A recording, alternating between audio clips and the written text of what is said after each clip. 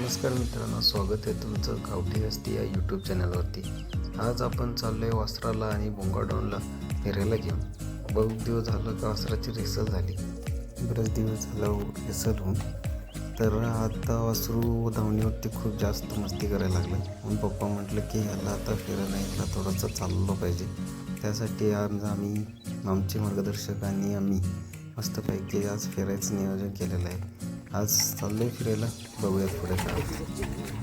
Hello मित्रांनो, हा बघा आमचा घरचा साज आणि आमचे सेठ इथं बसलेले आहेत.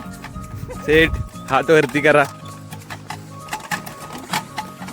नादासाठी काय पण माणूस करू शकतो.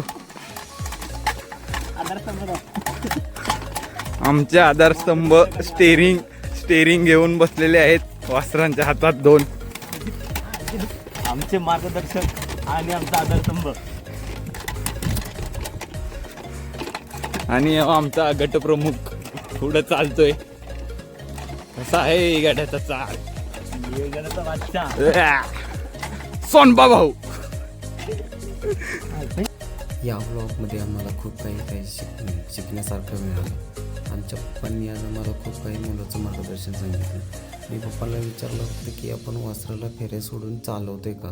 तेव्हा पप्पांनी मला सांगितलं की वासराला फेऱ्यापेक्षा चालणं पण खूप इम्पॉर्टंट असतं.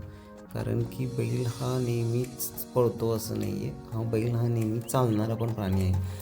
त्याच्यामुळे त्याला सगळी सवय असली पाहिजे. त्यासाठी आज आम्ही वासराला डांबरीवर चालवलं आहे, खाड्यातनं चालवलं आहे. त्याच्यानंतर आम्ही मातीतमध्ये चालवलं आहे. त्याच्यामुळे त्याच्या खुराईत त्या सगळ्यात प्रॉपर होऊन जाते. त्याच्यामुळे जेव्हा वासरू आपलं मैदानात जाईल तेव्हा वासराला आपल्या कोणत्याही प्रकारचं रान असेल, मातीचं रान असेल, खडीचं रान असेल किंवा कोणतंही रान असेल, तेव्हा आपल्याला आपल्या वासराला त्याचा त्रास नाही होणार. यासाठी एवढी सगळी ही चालू आहे. त्यामुळे पप्पा बोलले की आज आपण हे सगळं बेसिक ट्रेनिंग त्यांचं झालं पाहिजे, त्याशिवाय तुला काय पर्याय.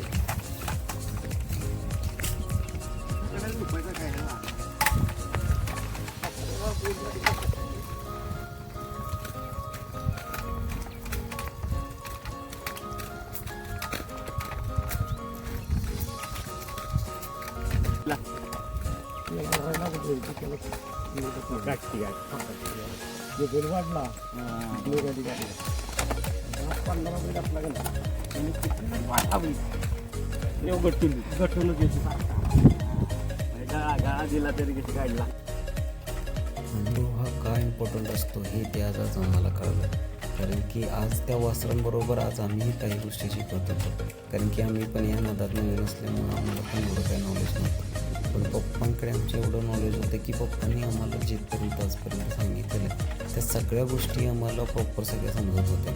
आज वासरांसोबत आमचंही ट्रेनिंग होतं असं वाटत होतं. त्याच्यानंतर नंबर होता आमचा संघर्ष योद्धा फायटर गुड्डू शेट यांचा काळीज. याला चालवायचा. कारण की त्याच बऱ्याच दिवस झाले लंपीच्या आजारात असल्यामुळे त्याला काय बाहेर काढता येत नव्हतं, न झुकता येत होतं. त्याच्यामुळे आम्ही त्याला फक्त फिरवून आणत होतो. बैल तेवढाच फिरून आला की थोडासा फ्रेश फील करतो आहे. त्याच्यामुळं आम्ही त्याला रोज चालवण्याचा प्रयास करतो. फायटरला थोडंसं ऊन लागलं की फायटरला थोडंसं छान वाटतं. मग तो थोडंसं मस्ती करायला सुरू करतो. म्हणून आम्ही त्याला थोडंसं थोडं चालवत असतो.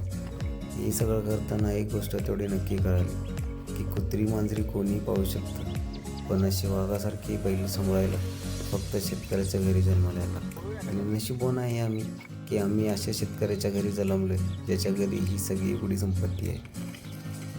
मित्रांनो, हा व्लॉग तुम्हाला कसा वाटला हा तुम्ही मला कमेंटमध्ये नक्की सांगा.